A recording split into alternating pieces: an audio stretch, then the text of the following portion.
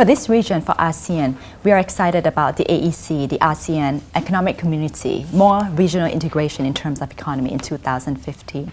But what caution should we take in the wake of the Euro crisis? Well, I think the idea of bringing countries together is a very good one. I think each of the economies is small and relatively small, and joining them together creates a large economy with large opportunities for economies of scale. So I think it's very good. The problem in Europe was, you might say, they overreached.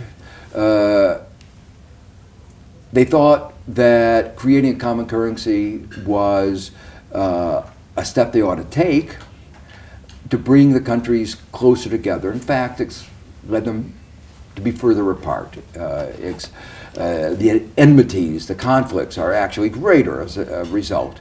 So I would say one has to proceed aware of the degree of integration that is feasible at this time. Now, there's some steps I think that you ought to push further. I think you ought to have an ASEAN Development Bank.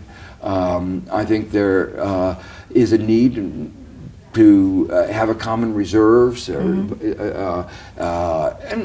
to extend your integration into other parts of Asia, the Shanghai Initiative. So there are lots of things that would be institutional frameworks.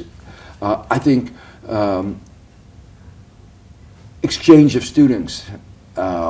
So that there's a very important program in Europe called the Erasmus program that's been very effective of creating a European common identity. Those are the kinds of things that I think could be well done in Asia.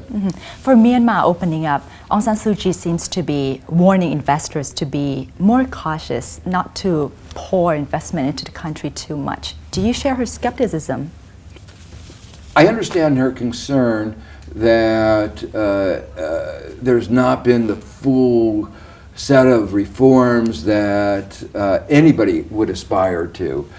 But I think she was overly pessimistic that the country that's been the most successful in the world in some dimensions in terms of economic growth has been China, attracting foreign direct investment. I don't think anybody would say that they've created a full institutional structure, the kind of rule of law that one would like. But one of the things I've emphasized in some of my writing is this is not a matter of black and white, but an area of gray. There are problems in the rule of law in the United States. Where in the foreclosure crisis, we had what was called robo-signing, where the banks signed affidavits saying that they'd examined the records. People were thrown out of their homes who didn't owe anything.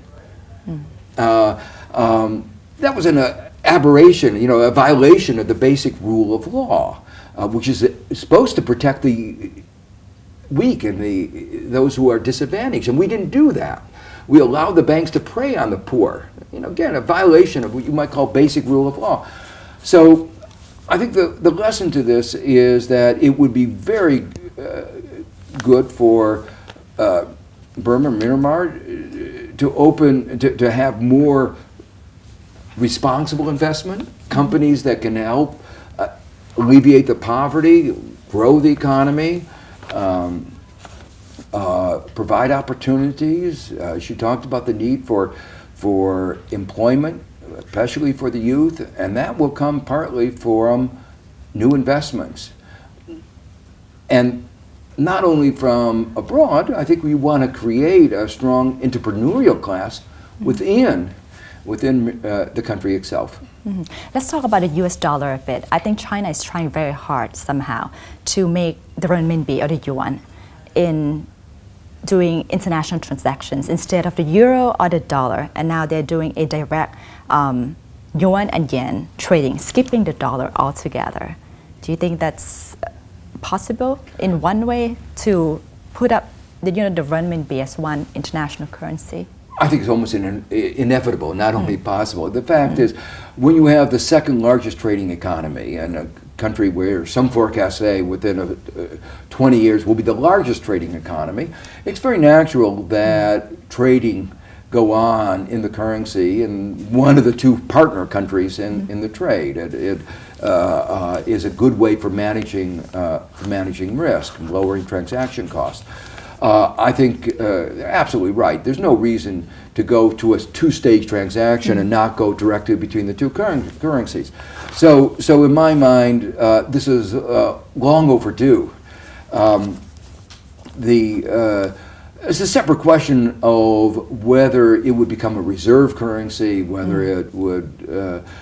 That's a quite separate issue from the issue of whether it will be used in commercial transactions. Professor, do you feel you have an extra responsibility or pressure when you give comments or give economic views, being a brand name economist?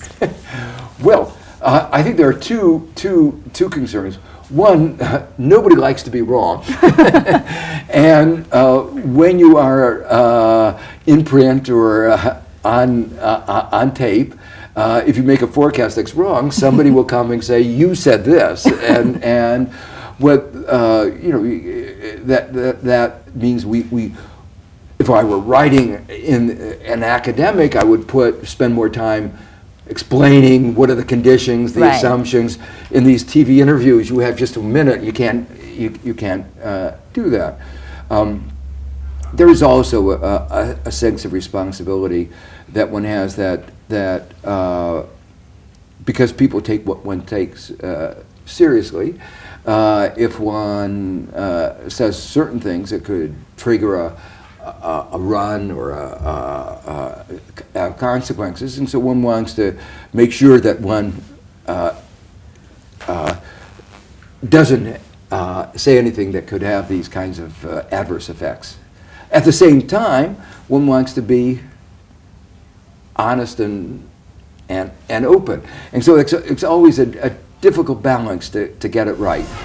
และนี่คือมุมมองของนักเศรษฐศาสตร์ระดับรางวัลโนเบลนะคะวิเคราะห์อย่างตรงไปตรงมาค่ะและสำหรับเศรษฐกิจโลกก็คงจะต้องติดตามกันอย่างใกล้ชิด17มิถุนายนนี้นะคะจะเป็นการเลือกตั้งรอบใหม่ของกรีซแล้วถึงตอนนั้นภาพของยูโรโซนก็น่าจะมีความชัดเจนมากยิ่งขึ้นว่าจะคลี่คลายหรือว่าจะเครียดไปมากกว่านี้นะคะจะไปในทิศทางไหนกันแน่ซึ่งแน่นอนที่สุดจะส่งผลไม่เฉพาะในยุโรปเท่านั้นแต่ว่าส่งผลต่อเศรษฐกิจโลกและไทยเองก็คงหลีกเลี่ยงไม่ได้เช่นกันค่ะพบกันใหม่สัปดาห์หน้านะคะวันนี้สวัสดีค่ะ